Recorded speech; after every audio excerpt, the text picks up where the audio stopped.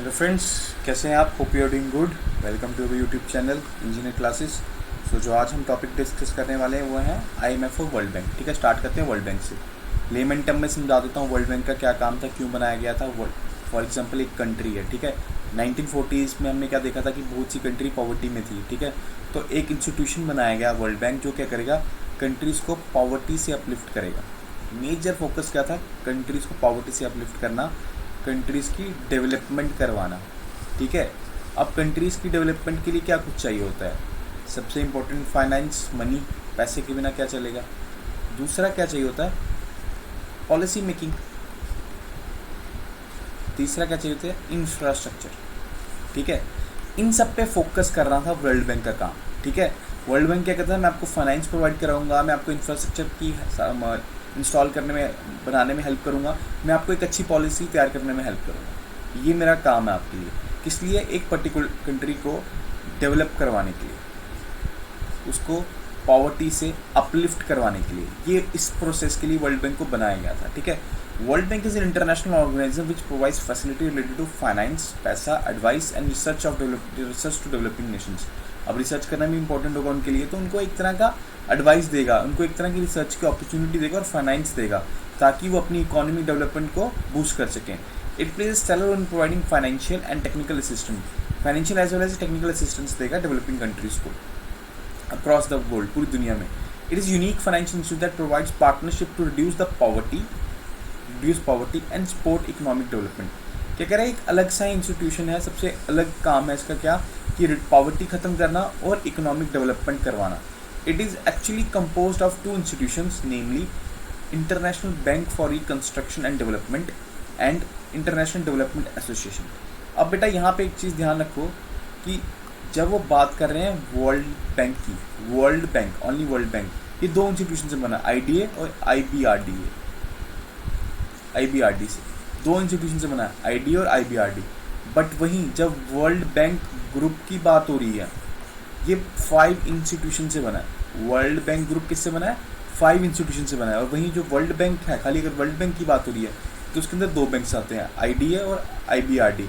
IBRD की full form है international bank for reconstruction development, international development association, ठीक है। ये बात याद रखना, ये बड़ा इंपॉर्टेंट पॉइंट है, बड़ी कन्फ्यूजन रहती है बच्चों को इसमें। अब देखते हैं कि वो 5 इंस्टीट्यूशन कौन कौन से हैं। पहला तो यही आ गया आईबीआरडी, फिर आईडीए, तीसरा आ गया इंटरनेशनल फाइनेंशियल कॉर्पोरेशन, फिर आ गया चौथा मल्टीलेटरल इन्वेस्टमेंट गारंटी एजेंसी, फिर आ गया international Centre for settlement and investment of disputes, ठीक है। अब इनको डिटेल में डिस्कस कर लेते हैं कि इनका क्या रोल है। स्टार्ट फ्रॉम आईबीआरडी, जो किस में आएगा बेटा, याद नहीं, दोनों किस में आते हैं? वर्ल्ड बैंक में आते हैं। बट इन पांचों को जब हम इकट्ठे देखते हैं तो क्या बन जाता है? World bank group. क्लियर है? The international bank for reconstruction development, ये क्या काम करता है? The international lends to government of middle income and creditworthy low income countries. कह रहा है कि जो मिडिल इनकम कंट्रीज है ना, और जिनका क्रेडिट रेटिंग लो है, उन कंट्रीज को स्पेशली ये लैंड करेगा। इसका फोकस किस पे रहेगा लोन देने का? जो एक मिडिल इनकम ग्रुप है और जिनकी जो क्रेडिट वर्थ है, मतलब क्रेडिट वर्थ होता है कि वो कितना क्रेडिट ले सकते हैं मार्केट से, वो थोड़ा कम है, तो उनको ये लैंड करेगा, ठीक है। वही इंटरनेशनल डेवलपमेंट एसोसिएशन क्या कर रहा है? International development association provides the interest free loans, remember है, इंटरेस्ट फ्री लोन मिलेगा to interest called credits and grants to the government of the poorest country. कह रहा है इंटरेस्ट फ्री लोन देगा और क्या करेगा? ग्रांट्स देगा गवर्नमेंट को ऑफ द पूरेस्ट कंट्री, जो सबसे गरीब कंट्री, उनको ग्रांट देगा। ग्रांट आपको पता है वो लोन होता है जो वापस नहीं लेना होता, ठीक है। ग्रांट एक तरह की एक बारी दे दी चीज़ वापस नहीं ली जाती। बट वहीं जो लोन होता है वो आपको रीपे करना होता है। बट याद रखो यहाँ आईडीए में क्या कह रहा है कि आप रीपे करो जितना, मैंने अगर आपको 10 रुपये दिए हैं टाइम के बाद, तो मेरे को टाइम से 10 रुपये ही दे देना, कोई बात नहीं, इंटरेस्ट मत देना इसके ऊपर। जनरली क्या होता है, 10 रुपये लेके बैंक कितना लेते हैं? 12 रुपये वापस लेते हैं, इंटरेस्ट लेते हैं। बट जो आईडीए है, वर्ल्ड बैंक ग्रुप का आईडीए है, ये इंटरेस्ट नहीं लेता। और वहीं जो आईबीआरडी है वो बहुत कम इंटरेस्ट लेता है, ठीक है। आईडीए है वो किस पे फोकस करेगा? पूरेस्ट ऑफ पुअर कंट्रीज पे, जो सबसे गरीब कंट्रीज हैं उन पे इसका फोकस रहेगा। Together IBDR and IDA make up the World Bank. It is also called a soft loan. इसको सॉफ्ट लोन भी कहा जाता है क्योंकि एक तरह का क्या है, एक तरह की सॉफ्ट लोन विंडो है, किसके लिए? पुअर कंट्रीज के लिए विदाउट इंटरेस्ट, ठीक है। और आपको मैंने पहले बता दिया कि इन दोनों को इकट्ठी क्या कहते हैं? World bank. अब आगे देखते हैं international finance corporation. The international finance corporation is the largest global development institution focused exclusively on private sector. अब ये किसकी बात कर रहा है? गवर्नमेंट की बात कर रहा है। ये किसकी बात कर रहा है? गवर्नमेंट पुअर कंट्री की बात कर रहा है। वही इंटरनेशनल फाइनेंस कॉर्पोरेशन किसकी बात कर रहा है? Private sector. It helps developing the countries achieve sustainable growth by financing investment, mobilizing capital in international financial market, providing advisory services to business and government। क्या कह रहा है कि एक तरह का जो किसी कंट्री की प्राइवेट फर्म्स हैं, ठीक है, उस कंट्री को फोकस करेगा ताकि उस कंट्री की पूरी ओवरऑल डेवलपमेंट हो सके, उस कंट्री को पैसा मिल सके, फाइनेंशियल मार्केट ग्रो कर सके, और एक तरह की एडवाइजरी भी देगा। वो किसकी हेल्प करेगी? इस प्राइवेट कंपनी की तो हेल्प करेगी, बट साथ में जिस कंट्री में प्राइवेट कंट्री है, जिस कंट्री में प्राइवेट कंपनी है, उसकी गवर्नमेंट की भी हेल्प करेगी। ठीक है, तो ये इसका फोकस किस पर रहेगा बेटा? Private sector. ये आपसे पूछेंगे डायरेक्टली कि कौन सा ऐसा इंस्टीट्यूशन है वर्ल्ड बैंक का जो इंटरेस्ट फ्री लोन देता है, या जो लो मिडिल इनकम कंट्रीज को लोन देता है, या जो फिर प्राइवेट सेक्टर को लोन देता है। प्राइवेट सेक्टर में कौन आ गया बेटा? International finance corporation. ठीक है, समझ लगा? आगे देखते हैं। Multilateral investment guarantee agency. Multilateral investment guarantee agency MIGA was created in 1988 to promote foreign direct investment into developing countries. अब आपको पता है एफडीआई बड़ी इंपॉर्टेंट होती है। एफडीआई क्या लेके आती है अपने लिए? फॉरेन करेंसी लेके आती है, डॉलर के फॉर्म में या किसी भी फॉर्म में, तो वो बहुत इंपॉर्टेंट है हमारी कंट्री, हर किसी कंट्री के लिए। तो जब तक एफडीआई नहीं आती है तो हमें पता है कि हमारे पास जो फॉरेन करेंसी है, हमारे फॉरेन रिजर्व्स हम कम रहते हैं, इसलिए एफडीआई हमारे लिए बहुत क्रूशियल है। तो वर्ल्ड बैंक क्या कहता है कि हम ऐसा कुछ सिस्टम बनाएंगे कि प्रमोट करेंगे कि आपकी कंट्री में एफडीआई आए, ज़्यादा से ज़्यादा एफडीआई आए, जिससे क्या होगी? इकोनॉमिक ग्रोथ होगी, पॉवर्टी कम होगी, improve public life. MIGA with the mandate by offering a political risk insurance guarantees to investor and lender. Political risk insurance क्या होता है बेटा? कि मान लो कि ये यूएसए है और ये कल किसी भी कंट्री, मान लो कीनिया में जाके पैसा इन्वेस्ट कर रही है इसकी कंपनी एफडीआई के हिसाब से, ठीक है, और कल इस कंट्री को कुछ प्रॉब्लम आ जाती है और ये कंट्री कहती है कि नहीं, मैं इसका पैसा वापस नहीं करूँगी। जिन इंस्टीट्यूशन में इसने पैसा लगाया था, जिन प्राइवेट इंस्टीट्यूशन में इसने पैसा लगाया था, वो प्राइवेट इंस्टीट्यूशन मैं नेशनलाइज कर रही हूँ, अपने पास रख रही हूँ, तो इसका पैसा तो खराब हो जाएगा ना। तो ये डरेगा इधर पैसे लगाने से। तो इसको कौन गारंटी दे रहा है? मीगा। क्या कह रहा है कि तू लगा, कोई बात नहीं, अगर कुछ कल को पॉलिटिकल रिस्क इंश्योरेंस हुआ तो पैसे तेरे को मैं दे दूंगा, तू दिल खोल के डेवलपिंग कंट्रीज में इन्वेस्टमेंट कर। ठीक है, क्लियर आ रहा है, समझ आ रहा है? The international Centre for Settlement of Investment dispute. अब इन्वेस्टमेंट हो रही है तो कल को एक डिस्प्यूट भी राइज हो सकता है कि मैंने सर यहाँ पे 10,000 रुपये लगाए थे, आप मेरे को कह रहे हैं मैंने 8,000 रुपये लगाए हैं, 2,000 वो गिन नहीं रहे आप। तो उनको भी सेटल करने के लिए क्या बनाएगी? एक बॉडी बनाई गई है, इसका नाम क्या है? International Centre for Settlement of Investment Dispute. Provides international facility for conciliation arbitration of investment objective. क्या करेगा? कंसाइलेशन और बीच का पाथ ढूंढने के लिए आर्बिट्रेशन करेगा डिस्प्यूट्स के बीच में। ठीक है, कल को दो कंट्रीज के बीच डिस्प्यूट हो जाता है पैसों को लेकर, एफडीआई वगैरह को लेके, तो वो कौन रिजॉल्व कराएगा? हमारा आईसीडीएस। ठीक है, समझ आया? अब आप देखो कि इन सब का मेन फोकस क्या है बेटा? पॉवर्टी खत्म करना, कि अपलिफ्टमेंट कराया जा सके लोगों को, ठीक है, डेवलपमेंट कराई जा सके। ठीक है, अब हम आगे देखते हैं IMF, international monetary fund, is an international organisation. अब जैसे उसका काम क्या था? पॉवर्टी खत्म करना। मेन रोल क्या था? पॉवर्टी और डेवलपमेंट खत्म करना। इसका मेन रोल क्या है? Financial stability. ये कहता है पूरी दुनिया में फाइनेंशियल स्टेबिलिटी रहनी चाहिए, फ्री मार्केट होनी चाहिए, एक्सचेंज रेट स्टेबल रहना चाहिए, कंट्री में इकोनॉमिक क्राइसिस नहीं आनी चाहिए। इसका ये फोकस है, financial stability, free market, exchange rate, economic crisis नहीं आना चाहिए। ये इन चीज़ों पे फोकस करता है। और वर्ल्ड बैंक किस पे फोकस करता है? डेवलपमेंट, ओवरऑल डेवलपमेंट में, पॉवर्टी रिडक्शन में, इंफ्रास्ट्रक्चर में। ठीक है, तो इनके पीछे हल्का सा डिफरेंस है, ये देख लेना, अभी से आगे हम और डिटेल में डिफरेंस देखेंगे, बट अभी फिलहाल के लिए समझो। That aims to promote global economic growth and financial stability means to encourage international trade and reduce poverty. कह रहा है कि इसका मेन फोकस क्या है? कि फाइनेंशियल स्टेबिलिटी बनाए और ग्लोबल इकोनॉमिक ग्रोथ को प्रमोट करें, जो आगे जाके क्या करेंगे? पॉवर्टी को खत्म करेंगे और इंटरनेशनल ट्रेड को बढ़ाएंगे। ठीक है, it is working to foster global monetary cooperation to secure financial stability, facilitate international trade and promote high employment and sustainable economic growth. End में मुद्दा ये इसका भी यही है कि एक तरह का कंट्रीज में ग्रोथ हो, ठीक है, कंट्रीज में एम्प्लॉयमेंट अपॉर्चुनिटी मिले, कंट्रीज में क्या हो बेटा?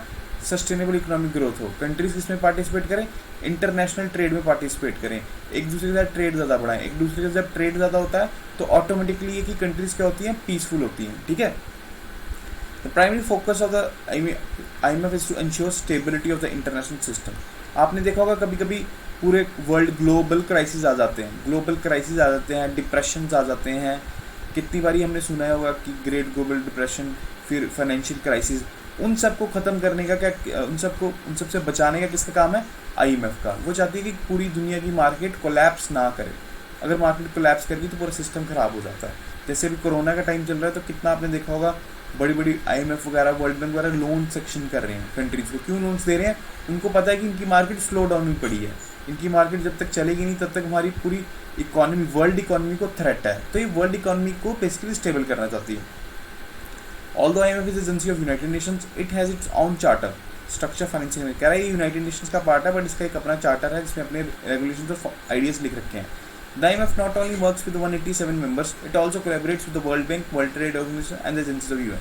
कह रहा है कि अपने 187 मेंबर्स का काम करता है, बाकी world bank, WTO, world trade organisation और UN की स्पेशलाइज एजेंसी के साथ काम कर रहा है। UN की स्पेशलाइज एजेंसी कैसे आ गई, WHO, UNICEF, यूनेस्को वगैरह, ठीक है।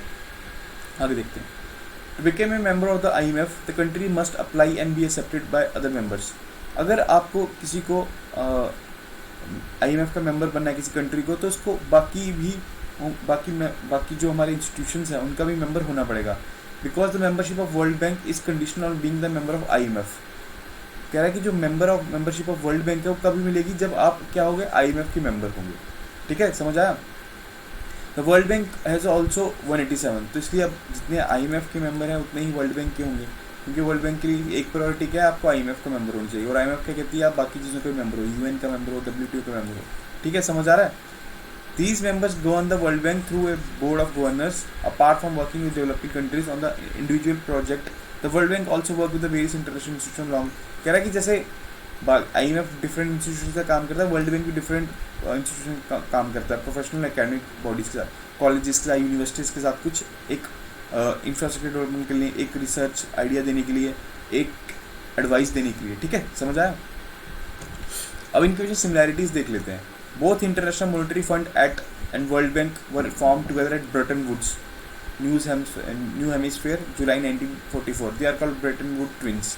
ये बहुत बारी पूछा जाता है, छोटे मोटे फैक्चुअल क्वेश्चन टाइप की, ब्रेटन वुड्स ट्विन कौन है, तो उसमें कंफ्यूज करने के लिए WTO का ऑप्शन दिया जाता है। याद है WTO का ब्रेटन वुड से लेना देना नहीं है। ये कौन है, वर्ल्ड बैंक और IMF,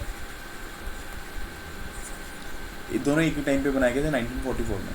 both were created to support the world economy, वो तो आपको मैंने बताया। इन देयर यूनिक वेज कैसे, IMF कैसे दे रहा है, फाइनेंशियल सपोर्ट दे रहा है। वर्ल्ड बैंक क्या दे रहा है, ओवरऑल पॉवर्टी रिडक्शन और डेवलपमेंट की सपोर्ट दे रहा है। Both headquartered in Washington DC, USA। They're the same membership has no admission of world bank possible without IMF membership. मैंने बताया आपको पीछे। The management structure of world bank is largely similar to that of IMF। कह रहे हैं इनका management structure भी largely similar. Voting rights in the institution depend on the capital contribution of the member country. कह रहे हैं इन दोनों में वोटिंग राइट किस पे डिपेंड करते हैं, वोटिंग राइट होता है कोई डिसीजन लेना, मान लो IMF में तो वोट होगा कि क्या डिसीजन लेना चाहिए नहीं लेना चाहिए, तो वो वोट किसका, वोट की क्या वैल्यू किस पे डिपेंड करता है, उसकी कंट्रीब्यूशन की, वो कितना कंट्रीब्यूट कर रहा है वर्ल्ड बैंक में भी और IMF में भी। क्लियर है, समझ आया। आगे देखते हैं।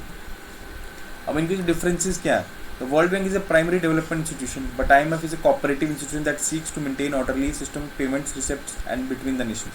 ये कह रहा है एक तरह का डेवलपमेंट इंस्टीट्यूशन है, ये एक तरह का कोऑपरेटिव इंस्टीट्यूशन है। किस चीज़ में कॉपरेशन दे रहा है, ये फाइनेंशियल स्टेबिलिटी के लिए, ठीक है, फाइनेंशियल एक्टिविटीज़ के लिए, उसके लिए कॉपरेट करता है। किसके बीच, दो डिफरेंट कंट्रीज़ के बीच में, कि हाँ आपने इससे इतना पैसा लिया, इसका ये प्रोसेस रहेगा, जब आपको लोन चाहिए इस पर्टिकुलर कंट्री का उधार देने के लिए तो IMF आपको लोन देगा, ठीक है। IMF exist to preserve an orderly monetary system. ये किसके लिए एग्जिस्ट कर रहा है, मॉनेटरी सिस्टम को प्रिजर्व करने के लिए। Whereas world bank performs an economic development role. ये एक तरह का मैंने बताया ना, IMF क्या कर रहा है कि हमारी फाइनेंशियल जो कंडीशन है वो स्टेबल रहे, और यही जो हमारा वर्ल्ड बैंक है वो कह रहा है हमारी जो इकोनॉमिक डेवलपमेंट है वो होती रहे।